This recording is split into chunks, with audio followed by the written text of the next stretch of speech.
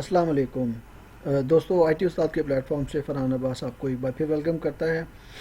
आज की जो ये वीडियो मैं बना रहा हूँ ये बेसिकली है तो सबके लिए, जो जो भी लोग कंप्यूटर यूज़ करते हैं उन सबके लिए है, मगर मेरे जो माइंड में था, जिनको मैंने माइंड में रख कर ये वीडियो बनाई है, ये मेरे वो यूज़र्स हैं, वो कंप्यूटर इस्तेमाल करने वाले लोग हैं जो नॉन टेक्निकल फील्ड से ताल्लुक़ रखते हैं, जिसमें हमारे डॉक्टर्स हैं, टीचर्स हैं और बाकी स्टूडेंट्स वगैरह हैं जिनका जिनको टेक्नोलॉजी का बहुत ज़्यादा आइडिया नहीं है, जिनको अक्सर ये शिकायत रहती है कि हमारा जो सिस्टम है वो बहुत स्लो हो गया है, विंडो स्लो हो गया है, सिस्टम बूट जल्दी नहीं करता, डेस्कटॉप जल्दी नहीं आता।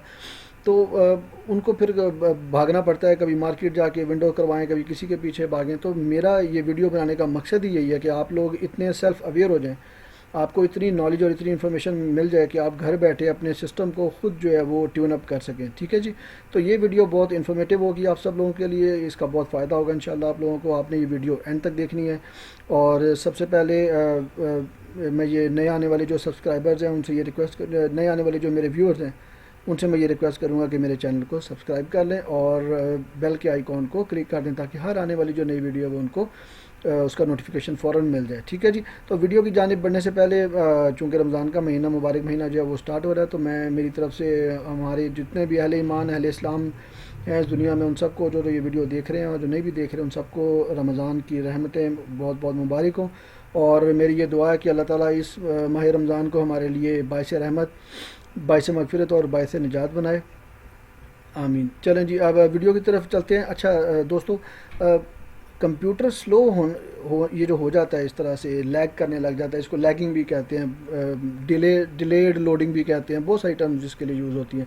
तो बेसिकली इसकी कुछ बड़ी बड़ी वजूहात हैं जिसका हमें पता होना ज़रूरी है, क्योंकि अब चूँकि आपके सिस्टम का जो है वो आप सिस्टम को ट्यून अप करने जा रहे हैं, तो आपने एज अ डॉक्टर जो है वो इसको पहले डायग्नोज करना है, इसकी कॉज को, इसकी सिम्टम्स को देखना है और उसके बाद फिर उसका जो है आपने इलाज करना है या उसको फिक्स करना है। ठीक है जी।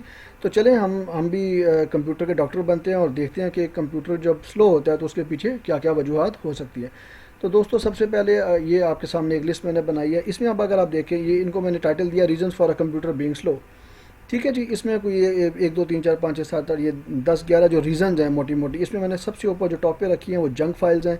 अब जंक फाइल्स की बहुत सारी कैटेगरीज होती हैं। सिस्टम जंक है, टेम्परेरी फाइल्स हैं, लॉग फाइल्स हैं, बैकअप फाइल्स हैं। जो विंडोज़ ऑपरेटिंग सिस्टम बना है, तो दोस्तों इसने तो ये काम करना ही करना है, इसने जंक फाइल्स क्रिएट करनी ही करनी है ओवर द टाइम पीरियड। ठीक है जी।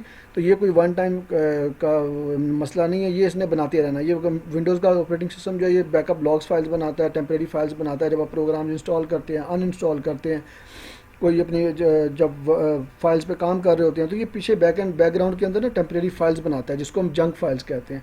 इनमें से कुछ फाइल्स कभी कभी ऑटोमेटिकली भी प्रोग्राम्स उसको ख़त्म कर देते हैं, कुछ पड़ी रह जाती हैं इसकी मेमोरी के अंदर, जिसकी वजह से विंडोज़ जो है वो हैवी होना शुरू हो जाती है।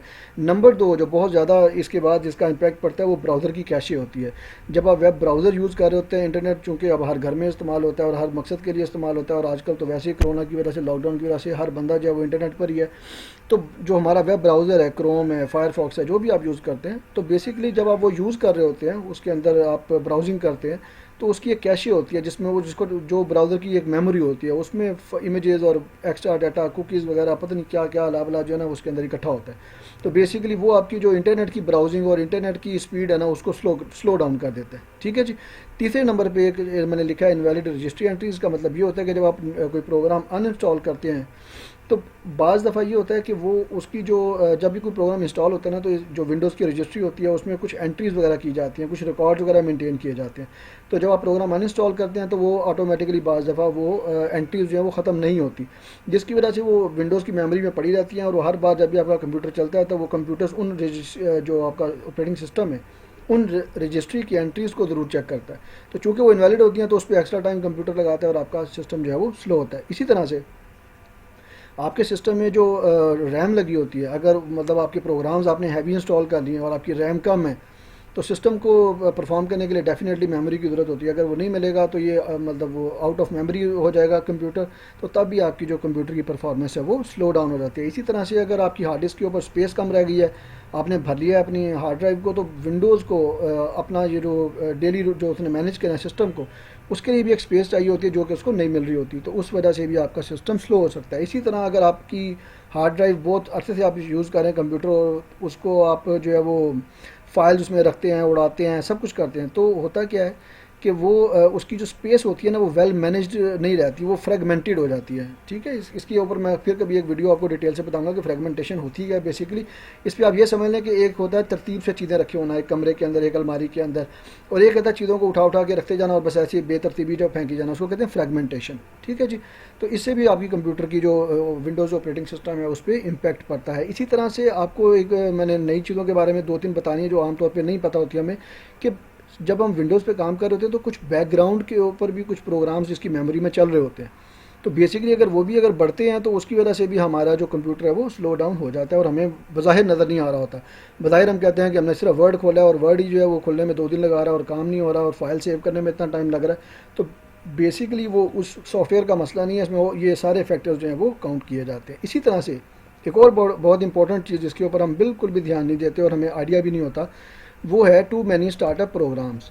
इसके बारे में मैं अभी आपको बताता हूँ कि ये क्या होते हैं जब हम इसको फिक्स करने जाएंगे। कि जब आप प्रोग्राम्स इंस्टॉल करते हैं ना, तो कुछ सॉफ्टवेयर ऐसे होते हैं जो ऑटोमेटिकली अपने आप को मार्क कर लेते हैं कि मैंने जब भी कंप्यूटर स्टार्ट होना है तो मैंने चल पड़ना है उसमें। अभी मैं आपको दिखाता हूँ कि आप कैसे इसको देख सकते हैं। तो ये जो स्टार्टअप प्रोग्राम्स होते हैं ना, ये आपकी कंप्यूटर की जो बूट टाइम है, जो लोडिंग टाइम है ना, उसको बहुत इफेक्ट करते हैं। और जब हम इसको डिसेबल करेंगे या इनको कंट्रोल करेंगे तो उससे आपकी कंप्यूटर की स्पीड पर बहुत फ़र्क पड़ेगा। उसके बाद दोस्तों नेक्स्ट जो है हमारे पास पुरानी विंडोज़, आउटडेटेड विंडोज़। पुरानी विंडोज़ का मतलब ये नहीं है कि आपने 2017 में इंस्टॉल की थी और अब तक वही चल रही है, नहीं। इसका मतलब आउटडेटेड नहीं है। आउटडेटेड का मतलब है ऐसी विंडोज़, ऐसा ऑपरेटिंग सिस्टम जिसमें आपने उसके जो अपडेट्स हैं उनको डिसेबल कर दिया है, उसको ऑफ़ कर दिया हुआ है। तो वो विंडोज़ जो माइक्रोसॉफ्ट है ना, ये हर महीने अपने कुछ सिक्योरिटी पैचेस वगैरह और कुछ सॉफ्टवेयर वगैरह जो है ना अपडेट्स वगैरह रिलीज़ करती है। तो आप मेक श्योर करें कि आपके सिस्टम के अंदर जो आपके विंडोज़ का ऑपरेटिंग सिस्टम है उसके अपडेट्स आप ऑन करके रखें, उसको ऑफ़ नहीं करना। ठीक है जी। और इसी तरह से अपने जो ड्राइवर्स हैं सारे उनको भी अपडेट रखें, उनको ओल्ड इस्तेमाल ना करें। इसी तरह दोस्तों जो बहुत ज़्यादा सर्विसेज चल रही होती हैं, हर प्रोग्राम के साथ कोई ना कोई सर्विस भी बाज़ दफ़ा अटैच होती है, तो वो भी जो है हमारे सिस्टम को स्लो डाउन करते हैं। और डेफिनेटली एंड पे, ये इसकी बात मैंने सबसे एंड पे की है क्योंकि हम सबसे पहले इसी का सोचते हैं, हमने इसकी बाद में बात करनी है। ठीक है जी। ये भी डेफिनेटली होते हैं मगर हमने इससे पहले जो 10 पॉइंट हैं उनको देखना है। ठीक है जी। तो सबसे आखिर में भी अगर इनमें से कोई चीज़ आपके सिस्टम में इफेक्ट नहीं कर रही तो फिर डेफिनेटली कोई ना कोई मालवेयर या वायरस वगैरह मौजूद है। अच्छा, अब आपको मैं कुछ चीज़ें बता दूं कि आपने जो है वो ये जो स्टार्टअप प्रोग्राम्स और बैकग्राउंड प्रोग्राम्स हैं ये कहाँ पे होते हैं। अगर आप टास्क मैनेजर पे जाएँ ना अपने कंप्यूटर के, ये मैं टास्क मैनेजर पे गया और यहाँ पर आपको डिफरेंट टैब्स नज़र आती हैं। अगर आपने ये देखना हो कि आपके सिस्टम में कौन सी एप्लीकेशन कितना रिसोर्सेज ले रही है, तो ये परफॉर्मेंस की टैब पे आपने क्लिक करना, आपको पता चल जाएगा आपका सीपीयू कितना यूज़ हो रहा है, मेमोरी कितनी यूज़ हो रही है, डिस्क कितनी यूज़ हो रही है और वाईफाई कितना यूज़ हो रहा है। ठीक है जी। इसी तरह जो इंपॉर्टेंट चीज़ है हमारे लिए वो है जी स्टार्टअप की आइटम्स। ये देखें, जब भी आप नए सॉफ्टवेयर इंस्टॉल कर रहे होते हैं तो बेसिकली उनमें से अक्सर जो है ना वो यहाँ स्टार्टअप में आपको यहाँ पर नज़र आने शुरू हो जाते हैं और उनका स्टेटस भी इनेबल होता है। तो होता क्या है कि जब विंडो स्टार्ट होती है ना, लोड होती है, बूट किया आपने, रीस्टार्ट किया, तो उसके बाद लॉगिन की विंडो जो डेस्कटॉप की विंडोज़ का डेस्कटॉप है वो आने से पहले पहले इन सब प्रोग्राम्स ने विंडोज़ की मेमोरी में लोड होना होता है। तो आप सिर्फ ये अज्यूम करें कि अगर ये 20 मेरे इस वक्त आपको 10-15 नज़र आ रहे होंगे, अगर ये सारे के सारे इनेबल्ड हैं तो, और अगर इनमें से मैं कोई भी इनेबल ना करूं तो उन दोनों सिनेरियोज़ में कितना फ़र्क पड़ेगा मेरी सिस्टम की लोडिंग स्पीड के ऊपर। ठीक है जी। तो अपने सिस्टम की जो लोडिंग स्पीड है, जो बूट टाइम है, उसको इंक्रीज़ करने के लिए, उसको एफिशिएंट बनाने के लिए आपने ये जितने ये स्टार्टअप के प्रोग्राम्स हैं सवाई एंटीवायरस के, बाकी सारे आपने जो है वो डिसेबल कर देने। उसका तरीका बड़ा सिंपल है, राइट क्लिक करें और इसको डिसेबल कर दें। ठीक है जी। तो आपने ये सारे स्टार्टअप के जो प्रोग्राम्स हैं इनको आपने डिसेबल कर देना है। इसके ज़रिए आपके जो ये स्टार्टअप का टाइम होगा ये बहुत इंक्रीज़ हो जाएगा, हैवीली इंक्रीज़ हो जाएगा। अच्छा जी। उसके बाद आप चलते हैं कि अब हमने ये जो पॉइंट देखे हैं सारे बारी बारी, इनको अब हमने फिक्स कैसे करना है। तो सबसे पहले आता है जी जंक फाइल्स का और ब्राउज़र कैशे का और इनवैलिड रजिस्ट्री एंट्रीज़। ये जो 3 पॉइंट हैं इनको हम एक ही छोटे से सॉफ्टवेयर के ज़रिए हैंडल कर सकते हैं और उसका नाम है सी क्लीनर। मैं दोबारा उसका नाम रिपीट कर देता हूँ जी, सी क्लीनर। कैसे आपको पता चलेगा जी, आपने क्या करना है, फाइल हिपो पे जाना है। ये बड़ी पॉपुलर वेबसाइट है, यहाँ से आप किसी भी तरह का सॉफ्टवेयर जो है वो इंस्टॉल कर सकते हैं, डाउनलोड कर सकते हैं। आपने यहाँ पर टाइप करना है जी सी क्लीनर। छोटा सा सॉफ्टवेयर है, बिल्कुल यूटिलिटी और फ्री सॉफ्टवेयर है, कोई आपको उसके लिए पैसे देने की ज़रूरत नहीं है। इसका फ्री वर्जन भी है, प्रीमियम वर्जन भी है, आपके लिए फ्री वर्जन काम कर देगा। ये जी सबसे ऊपर आपको जो है सी क्लीनर नज़र आ गया, इसको आपने यहाँ से डाउनलोड कर लेना है। मेरे पास चूँकि ये सिस्टम पर डाउनलोडेड था, मैंने इसको इंस्टॉल कर लिया, तो अब मेरे पास ये आइकॉन आपको जो है सी क्लीनर का यहाँ पर नज़र आ रहा होगा। तो इसको आपने चलाना है। अभी आपके सामने ये लोड हो जाएगा। ये आपके सामने दोस्तों सी क्लीनर का ये अपडेट का पूछ रहा है। आप डेफिनेटली इसको अपडेट करें। मैं चूँकि इस वक्त वीडियो बना रहा हूँ तो मैं इसमें टाइम जो है वो वेस्ट नहीं करना चाहता। ठीक है जी। जब ये विंडो आपके सामने आ जाए तो आपने क्या करना है, ये आपको खुद ही बता रहा है कि it's time for your PC's health check. तो आप उसको नेक्स्ट कर दें।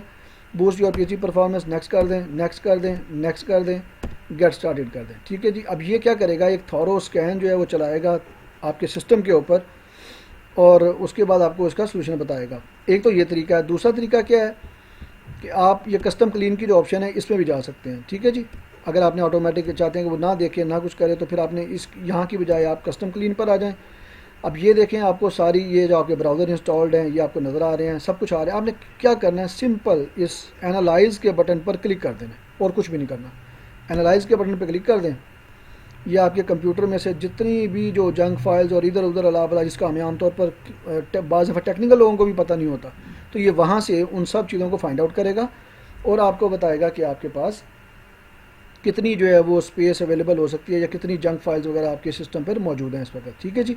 तो साथ साथ आप देखें, आपको ये प्रोग्रेस बता रहा है स्कैनिंग की। इस वक्त ये 37% हो गई है। ये इसको थोड़ा सा टाइम लगेगा। ये आपने करना क्या है, सी क्लीनर जो है ये आपने अपनी एक रूटीन बना लेनी है कि हर वीक के अंदर एक बार इस सी क्लीनर को ज़रूर चलाना है। अगर एक वीक में नहीं चला सकते, आइडियल प्रैक्टिस तो यही है, अगर आप एक वीक में नहीं चला सकते, वीकली नहीं कर सकते, तो फिर आपने एटलीस्ट मंथली इसको एक दफ़ा यानी एक महीने में एक दफ़ा इसको ज़रूर एग्जीक्यूट करना है। एक दफ़ा उसको एनालाइज पे आपने क्लिक कर देना है। ये खुद ही आपके लिए जो ये 3-4 हमारे मसले थे सबसे इंपॉर्टेंट जो सिस्टम को स्लो करते हैं उसको ये फिक्स करेगा। ठीक है जी। अभी आपके सामने अब ये इस वक्त जो है विंडोज़ की लॉग फाइल्स को जो है रीड कर रहा है, उनको स्कैन कर रहा है। उसके बाद जो है ये सारा आपको साथ साथ बताता जाएगा, आप देखते रहें। ये इस वक्त ब्राउज़र की जो कैशेज़ वगैरह हैं उनको भी खुद डील कर रहा है। तो हमारे बेसिकली जो यहाँ पर ये जंक फाइल्स, ब्राउज़र कैशे और इनवैलिड रजिस्ट्री जो एंट्रीज़ हैं, ये तीनों मसले इस सी क्लीनर की मदद से सॉल्व हो जाएंगे। हमारे बैकग्राउंड यहाँ पे आप देखें, अब ये एनालिसिस कंप्लीट हो गया जी। टाइम आपको बता रहा है कितना लगेगा, लगा इसको, और ये बता रहा है कि 387 MB आपका जो है वो सेव हो जाएगा यहाँ से। ये सिर्फ आपकी मेमोरी नहीं है, ये आपकी जो कंप्यूटर की ओवरऑल स्पीड है, परफॉर्मेंस है, उस पर बहुत इम्पैक्ट करेगा। ठीक है जी। अच्छा, एनालाइज हमने किया था। अब आपने क्या करना है, सीधा इसको रन क्लीनर पे क्लिक कर देना एक दफ़ा। ये आपसे पूछेगा the selected files will be deleted. इसको आप कहते हैं do you wish to continue, of course ही हम इसको करते हैं कंटिन्यू। अब ये क्या करेगा, इन सारी जंक फाइल्स को और ब्राउज़र की कैशे को और लॉग फाइल्स को और टेम्परेरी फाइल्स को और इवेंट फाइल्स को, ये सारी जो है ऑटोमेटिकली हमारे लिए डिलीट कर देगा। ठीक है जी। एक काम तो आपने ये करना है। दूसरा काम आपने क्या करना है, जो तीसरा पॉइंट था हमारा इनवैलिड रजिस्ट्री एंट्रीज़ का, उसके लिए आपने क्या करना है, इसी पे वापस आना है आपने। जैसे ही हमारी ये क्लीनिंग का प्रोसेस स्टॉप होगा तो हम इसका जो दूसरा सेक्शन है रजिस्ट्री वाला, उसको यूज़ करेंगे। ठीक है। तो आप देख रहे हैं कि कोई इतना मुश्किल काम नहीं है, छोटी छोटी चीज़ें हैं जिनको आपने देखना है और एक एक बार उसको आपने करना है, महीने में, हफ्ते में, तो आपका सिस्टम बेहतरीन चलता रहेगा और आपको जो है वो किसी के पास जाने की 99% जो है वो किसी के पास जाने की ज़रूरत नहीं पेश आएगी।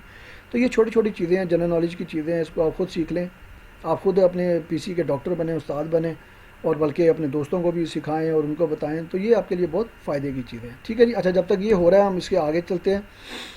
अब हमारे पास दूसरा मसला था रनिंग आउट ऑफ रैम और रनिंग आउट ऑफ डिस्क वाला। तो दोस्तों इसके लिए आपने क्या करना है, इसके लिए चूँकि होता ये है कि बाज़ दफ़ा रैम कम पड़ जाती है सिस्टम को इस्तेमाल करते वक्त, तो जो कंप्यूटर जो विंडोज़ होती है उसको एक्स्ट्रा स्पेस चाहिए होती है।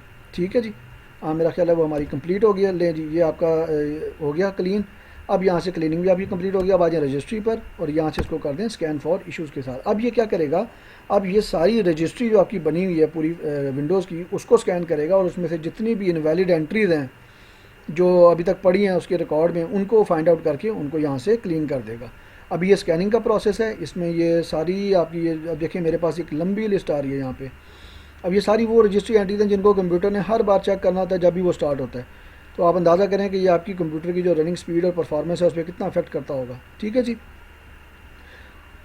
तो इसको जब तक ये आ रहा था, हम आप बात कर रहे थे मेमोरी की। अच्छा, इसको आपने क्या करना है, इसका तरीका ये होता है दोस्तों कि आपने इस पॉइंट नंबर 4 और 5 को डील करने के लिए, इसे फिक्स करने के लिए, आपने अपने कंप्यूटर में विंडोज़ के ऑपरेटिंग सिस्टम में एक पेज फाइल जो है ना उसको सेटअप करना होता है। उसका तरीका बहुत आसान है। ये दिस पीसी पे या माई कंप्यूटर पे आप राइट क्लिक करें, प्रॉपर्टीज़ में जाएं। प्रॉपर्टीज़ में जाने के बाद अभी आपके सामने उसकी वो जो कंप्यूटर की प्रॉपर्टीज़ हैं ये हमारे सामने आ गई दोस्तों। यहाँ से आपने जाना है एडवांस सिस्टम सेटिंग्स में। यहाँ उसके बाद आप देखें तो आपको ये जो फर्स्ट टैब है परफॉर्मेंस का, और यहाँ पे ये सेटिंग्स का बटन बना हुआ है, इसमें लिखा हुआ है visual effects, processing, scheduling, memory usage and virtual memory. इस पर आपने क्लिक कर देना है। इस पर 3 टैब्स हैं, विजुअल इफेक्ट्स है, एडवांस्ड है और डाटा एग्जीक्यूशन प्रिवेंशन है। तो दोस्तों पहली दोनों टैब्स आपके लिए बहुत इंपॉर्टेंट है, यहाँ पे समझना। आप यहाँ पर ये फ्रंट टैब है इस वक्त, यहाँ पर जो ये विजुअल इफेक्ट्स के अंदर पहली चीज़ है कि let Windows choose what's best for my computer. तो ये विंडोज़ को आप ये अथॉरिटी दे रहे हैं कि भी वो खुद ही सोचे कि मैंने किस तरीके से कंप्यूटर को ऑप्टिमाइज तरीके से चलाना है।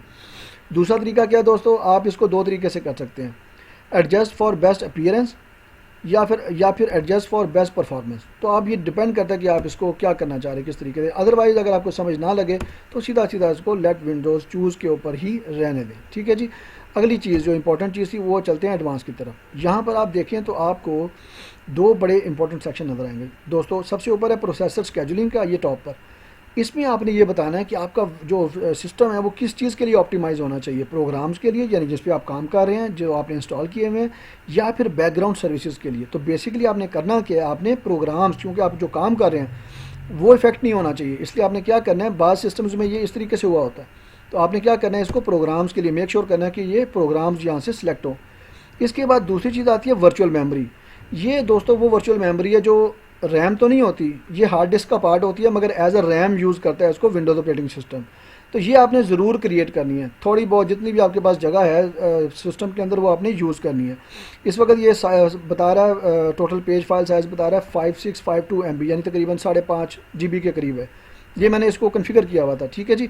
अब यहाँ पर अगर आप आएंगे तो ये ऑटोमेटिकली अगर आपने करना है तो ऑटोमेटिकली भी ठीक है। अगर आप इसको चेंज करना चाहते हैं तो आप ये करें कि जैसे ये सी ड्राइव मैंने सेलेक्ट की है, यहाँ पर आप बताएं कस्टम साइज़, और यहाँ पे इसको कह दें जनाब मेरी सी ड्राइव का जो है ना, आप ये तकरीबन 4 GB ये आप यूज़ कर लें एज अ पेज फाइल। ये करने के बाद आप इसको ओके कर दें, यानी पहले सेट पे करें। जब सेट करेंगे तो ये आपसे 1 मिनट सॉरी इसकी मिनिमम वैल्यू भी दे दें। हम चाहते हैं कि इसको आप ऐसे दे दें कि इसको 1 GB से लेकर 5 GB तक, तकरीबन 5 GB तक जो है वो आप इस्तेमाल कर लें, या हम विंडोज़ को कह रहे हैं। जैसे आप सेट करेंगे ये ऊपर वैल्यूज आ गई हैं, ठीक है जी। इसके बाद आपने इसको ओके कर देना है। अब चूँकि मैंने इसको पहले ऑप्टिमाइज़ किया हुआ तो मैं इसको ओके नहीं करूँगा। ओके करने के बाद जैसे आप इसको सेव करेंगे ये आपसे कंप्यूटर रीस्टार्ट करने को कहेगा ताकि ये इफेक्ट में आ जाए। ये अभी कंप्यूटर चलते हुए को इस वक्त रनिंग विंडोज़ के अंदर ये इसको इफेक्ट में नहीं लेके आएगा। तो आपने करना क्या, सिंपली जब आप इसको ओके कर देंगे तो आपने इसको रीस्टार्ट कर देना है, तो ये चेंजेस आपकी इसमें इफेक्ट में आ जाएंगी। ये हो गया पेज फाइल से रिलेटेड। अच्छा वापस चलते हैं अपने रजिस्ट्री की तरफ। तो ये दोस्तों देखें, अगर आपके सामने ये एक लंबी लिस्ट है रजिस्ट्रीज़ की जो इनवैलिड है। आपने क्या करना है, फिक्स सिलेक्टेड इशूज़ पे क्लिक कर देना है। पहले स्कैन किया था और आप फिक्स कर देना है। ये आपसे पूछेगा do you want to backup the registry. अगर आप रजिस्ट्री की फ़ाइल का बैकअप लेना चाहते हैं तो ठीक है, अदरवाइज़ आप इसके सीधे नो पर क्लिक कर दें। अभी आपसे पूछ रहा है कि आप 1 by 1 इशूज़ को फिक्स करना चाहते हैं खुद देखकर, या आपने फिक्स ऑल सिलेक्टेड इशूज़ को कर देना है। तो हम कहते हैं जी हमारे लिए हमें इतना टाइम नहीं है कि 100 जो 150 इशूज़ हैं इसको बारी बारी देखें, तो आपने फिक्स ऑल सिलेक्टेड इशूज़ पे क्लिक कर देना है। तो ये आपकी सारी दोस्तों जो रजिस्ट्री एंट्रीज हैं ये भी यहाँ से ख़त्म होगी। तो एक ये मर्ज भी इसका हमने ख़त्म कर दिया, इसको यहाँ से देते हैं छुट्टी। तो ये सी क्लीनर के ज़रिए आपने इसकी जंक फाइल्स जो रजिस्ट्री है और ब्राउज़र है उसको आपने डील कर लिया। एडवांस सिस्टम सेटिंग के ज़रिए जाके आपने इसकी जो मेमोरी के इश्यूज़ हैं उसको हमने देख लिया। अब हमारे पास आ जाते हैं स्टार्टअप प्रोग्राम, जिसकी हम पहले बात कर चुके हैं। बैकग्राउंड को आपने कैसे कंट्रोल करना है, बैकग्राउंड प्रोग्राम्स को, जहां मैंने आपको बताया था अभी एडवांस सिस्टम सेटिंग्स में जाके, वहां आपने ऑप्टिमाइज़ करना है फॉर प्रोग्राम्स। अच्छा जी, आउटडेटेड विंडोज़, इसके लिए आपने क्या करना है, इसके लिए आपने ये करना है कि मेक श्योर करना है कि आपका जो ऑपरेटिंग सिस्टम है विंडोज़, इसमें यहाँ पे होती है अपडेट की एक ऑप्शन, उसको आपने टर्न ऑफ नहीं करना दोस्तों। विंडोज़ अपडेट सेटिंग्स, और मेक श्योर करें कि ये ऑन हो, ताकि जो भी लेटेस्ट अपडेट्स आ रहे हैं, क्योंकि माइक्रोसॉफ्ट जब विंडोज़ आपने की होती है और आप इसकी अपडेट्स ऑन कर देते हैं तो आपको आपके ड्राइवर्स के जो अपडेट्स हैं वो भी इसी के ज़रिए मिल रहे होते हैं। जिस तरह आप देखें मेरे सिस्टम पे आपको नज़र आ रहा है कि ये अपडेट आया हुआ बड़ा इंपॉर्टेंट, अगर मैंने ऑफ़ किए होते तो मुझे ये नज़र ही नहीं आना था। और अगर जब मैंने इंस्टॉल नहीं करने थे तो ये सिक्योरिटी जो है वो ओल्ड इसकी हो जानी थी, आउटडेटेड हो जानी थी। तो जो मालवेयर और वायरसेस वगैरह उनके लिए बड़ा आसान होता है विंडोज़ को करप्ट करना। तो हमने मेक श्योर करना कि हमारी विंडोज़ अप टू डेट हो, सारे ड्राइवर्स अप टू डेट हों और हमारे अपडेट्स ऑन हो, ऑफ ना हो, ठीक है जी। तो यहाँ से आपने ये, मेरे पास चूँकि सेटिंग ऑन है तो आपके पास यहाँ पे ऑफ होगी तो आपने उसको टर्न ऑन कर देना है। ठीक है जी। अच्छा जी, इसके बाद आप हमारे पास रह गया टू मैनी सर्विसेज। तो बैकग्राउंड पर जिस तरह बैकग्राउंड प्रोग्राम्स होते हैं उस तरह से बहुत सारी सर्विसेज भी चल रही होती हैं। इनको कैसे आपने डील करना है, इसके लिए मैं आपको एक बड़ी यूज़फुल कमांड बताने लगा हूँ दोस्तों। ये आपने याद रख लेनी है। एक छोटी सी कमांड है ms config के नाम से। ये आपने रन में जाके यहाँ पर टाइप कर देनी है ms config। जब आप इसको टाइप करेंगे ये इस तरह की स्क्रीन आपके सामने आ जाएगी। यहाँ पर और भी ऑप्शन हैं, आपने उसमें अभी फ़िलहाल कुछ नहीं करना क्योंकि चूँकि आप टेक्निकल यूज़र नहीं है, तो हम जनरल लेमैन के लिए बात कर रहे हैं। आपने सीधा सर्विसेज पे आ जाना है। अब यहाँ देखें एक लंबी चौड़ी लिस्ट है सर्विसेज की, जिसमें से आपको पता भी नहीं होगा ये किस चीज़ की सर्विस है। तो आपने करना क्या है, सीधा सीधा आपने क्या करना है कि ये नीचे आपको एक चेक बॉक्स नज़र आ रहा है, हाइड ऑल माइक्रोसॉफ्ट सर्विसेज। तो क्या करेगा, ये जितनी भी माइक्रोसॉफ्ट से रिलेटेड सर्विसेज हैं वो सारी हाइड हो जाएंगी। अब ये बाकी सारी एक्स्ट्रा हैं, दूसरे जो आपने सॉफ्टवेयर वगैरह किए होंगे। ठीक है जी। आपने इन सबको क्या कर देना, सीधा सीधा आपने कर देना जी डिसेबल ऑल, डिसेबल ऑल, ताकि जितनी भी माइक्रोसॉफ्ट की सर्विसेज हैं उसके अलावा जितनी भी चल रही है ना इस वक्त बैकग्राउंड पे, सबको डिसेबल कर दें। इसको आपने अप्लाई करना है और ओके करना है। जैसे ही आप अप्लाई करके ओके करेंगे तो ये आपसे रीस्टार्ट मांगेगा, तो आपने अपने सिस्टम को रीस्टार्ट कर देना है। ठीक है जी। तो दोस्तों ये एक छोटी सी वीडियो मैंने कोशिश की थी कि इसको मैं रेलिवेंट रखूं और मगर डिटेल पूरी बताऊं हर चीज़ की। तो हमने इसमें जो है वो 10-11 मोटी मोटी रीजंस देखी कंप्यूटर स्लो डाउन क्यों होता है, और हमने उसके सोल्यूशन पे बात की, जिसके लिए आपको सी क्लीनर का सॉफ्टवेयर बताया आपने, मैंने आपको स्टार्टअप आइटम्स को का बताया, मैंने आपको जो सिस्टम की मेमोरी है, जो वर्चुअल मेमोरी है, उसके बारे में मैंने आपको बताया, वो आपने तरीका इस्तेमाल करना है। अपनी विंडोज़ के अपडेट्स की सेटिंग को ऑन रखना है आपने और उसको अप टू डेट रखना है। सर्विसेज को आपने कैसे डिसेबल करना है वो मैंने आपको बताया, MS config के ज़रिए जाके करना है। और जो मालवेयर या वायरसेज हैं उसके लिए आपको कोई स्पेशल आप अगर करना भी चाहें तो आप कर सकते हैं। बहुत सारे एंटीवायरसेज जो है वो मौजूद हैं, फाइल पर भी आपको मिल जाएंगे। मगर कोशिश यही करें, क्योंकि मैं भी यही करता हूँ कि मेरे सिस्टम पर आज तक जो है वो कोई थर्ड पार्टी एंटीवायरस इंस्टॉल नहीं है। जो विंडोज़ के साथ इसका अपना विंडोज़ डिफेंडर के नाम से है एंटीवायरस जो है वही मेरे पास इस वक्त काम कर रहा है। बस मैं बात किया कि मैंने उसको हमेशा अप टू डेट रखा है। तो ये जो इसका अपना बिल्ट इन है विंडोज़ डिफेंडर, ये मेरा ख्याल है अगर आप ये सारी चीज़ें इस तरीके से हैंडल करते हैं, इस्तेमाल करते हैं, तो आपको किसी थर्ड पार्टी एंटीवायरस सॉफ्टवेयर की ज़रूरत नहीं पेश आएगी। तो उम्मीद है दोस्तों कि आपको ये मेरी वीडियो पसंद आई होगी। वीडियो को लाइक कीजिएगा, कमेंट कीजिएगा, अपनी राय दीजिएगा और चैनल को सब्सक्राइब करना मत भूलिएगा। आप सब का अल्लाह ताला बहुत मददगार हो, हामी नासिर हो। मुझे इजाज़त दीजिए। अस्सलाम वालेकुम।